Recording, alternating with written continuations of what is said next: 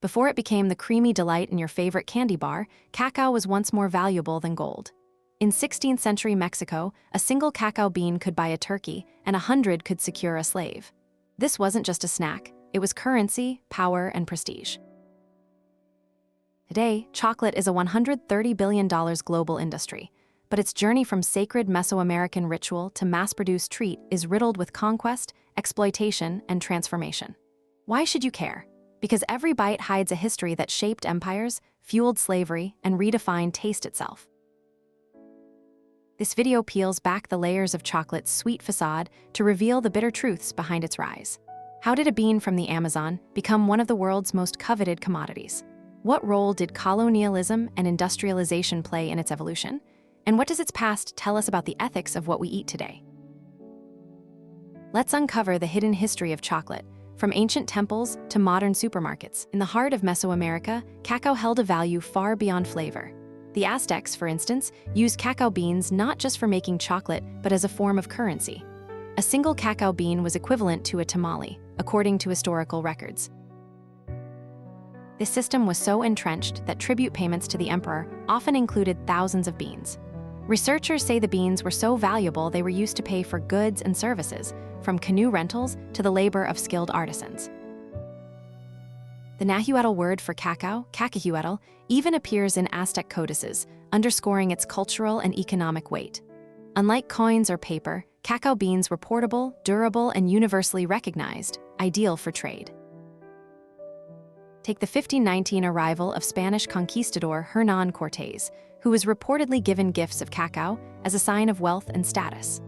This early economic role of cacao laid the foundation for its later transformation into a global commodity. As the story of chocolate unfolds, the Aztec bean becomes a bridge between ancient traditions and modern markets. Long before it became a sweet indulgence, cacao was revered as a sacred and medicinal gift. The Maya and Aztecs consumed it as a bitter, spiced beverage, often reserved for warriors, priests, and nobility. A 16th century account by Spanish Friar Bernardino de Sahagún records how Aztec Emperor Montezuma Roman II drank up to 50 cups a day, believing it enhanced his vitality and divine connection. The word cacao itself traces its roots to the Olmec and Mayan languages, while the Aztecs called it cacahuatl, a term that still echoes in modern Spanish. In Mesoamerican culture, cacao was not merely food, it was currency, ritual, and power. When Spanish explorers arrived, they encountered cacao as a cornerstone of spiritual and physical well-being. This reverence transformed as chocolate crossed oceans, but its origins remain deeply rooted in ancient healing traditions. Understanding this legacy sets the stage for the next chapter: chocolate's journey into European courts and the birth of modern confectionery. And Spanish conquistadors like Hernán Cortés returned from Mesoamerica in the early 16th century. They carried more than just gold, they brought cacao. The Aztecs had long revered the bean, using it in rituals and as currency. A single cacao bean could buy a turkey or a rabbit. In Europe, cacao was initially met with curiosity. Spanish monks, who had access to indigenous knowledge, began refining the bitter beverage by adding sugar and cinnamon, making it a drink for the aristocracy. By the mid-1600s, chocolate houses had appeared in cities like London and Paris, serving as social hubs for the elite. The term cacao itself traces its roots to the Olmec and Mayan languages, where it was known as caca. As European demand grew, so did the cacao trade, laying the groundwork for the global industry we know today. This shift marked the beginning of chocolate's journey from sacred Mesoamerican tradition to a European luxury. By the 17th century, chocolate had crossed the Atlantic and was transforming European culture. In Spain, where it first arrived after the conquest of the Aztec Empire, it became a favorite among the aristocracy. Monks in Seville refined the bitter Aztec beverage by adding sugar and vanilla, making it more palatable to European tastes. By the 1600s, chocolate was a staple in royal courts, with records showing Queen Anne of Austria consuming up to 5 cups a day. The demand surged, and by the 1700s, London alone had over 2,000 chocolate houses, social hubs for the elite, much like today's coffee shops. This shift marked chocolate's journey from sacred Mesoamerican ritual to a luxury item in Europe. As it spread beyond the courts, it set the stage for the mass production and commercialization that would follow. By the 17th century, cacao had become more than a Mesoamerican delicacy. It was a cornerstone of European colonial ambition.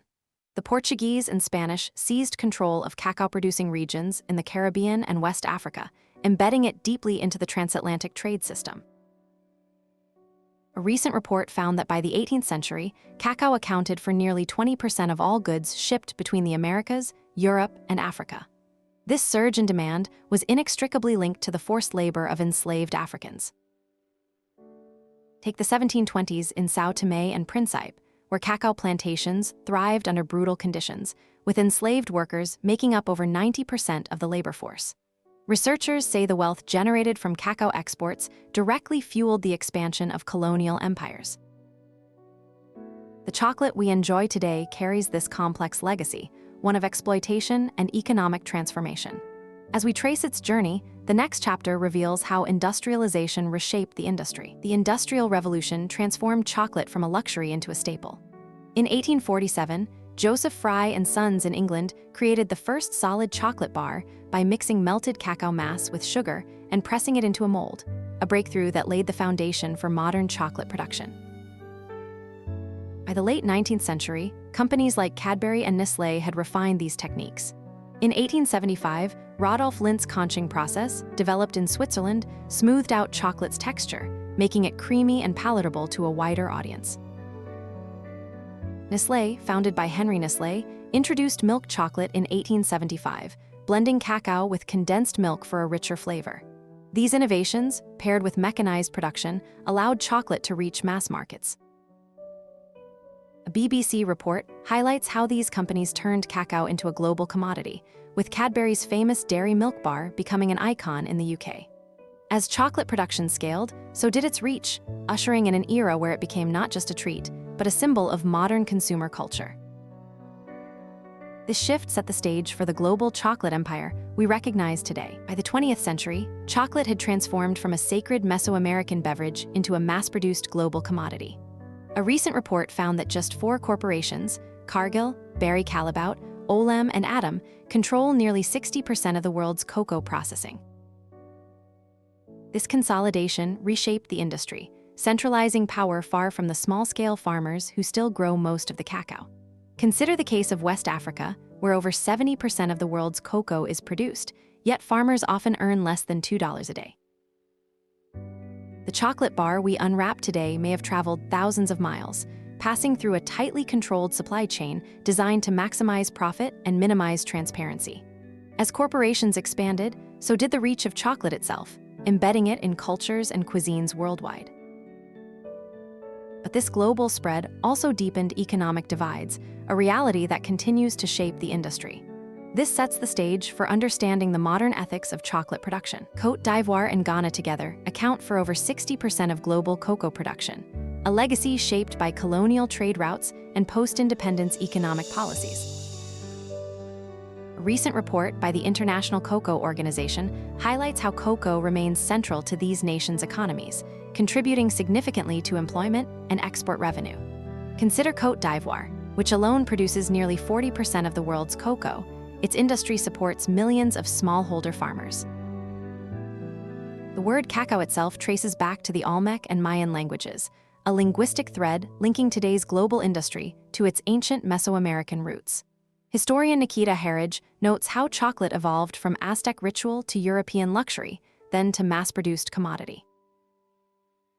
Yet, the modern cocoa belt still reflects centuries of cultural and economic exchange. As we explore the labor practices and trade dynamics in the next scene, the geopolitical weight of this crop becomes even clearer. Behind the sweet allure of chocolate lies a complex web of ethical challenges. In West Africa, where over 70% of the world's cocoa is grown, a recent report found that nearly 2 million children are engaged in hazardous labor on cocoa farms. These children, many under the age of 15, face grueling conditions, including long hours with little or no pay. Researchers say that despite corporate pledges, child labor remains deeply entrenched due to poverty and weak enforcement of labor laws.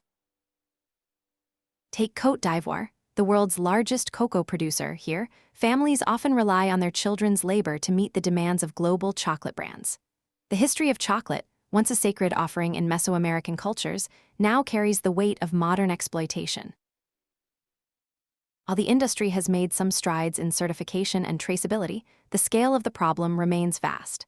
The journey from cacao bean to chocolate bar is no longer just a story of flavor and innovation, it's a call to confront the shadows of our favorite treat.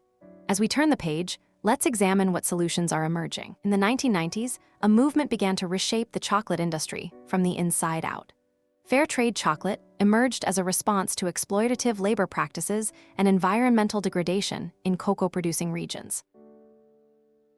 A recent report found that over 60% of cocoa farms in West Africa rely on child labor, often under dangerous conditions. In response, organizations like Fairtrade International began certifying chocolate products that ensured farmers received fair wages and worked in safe environments.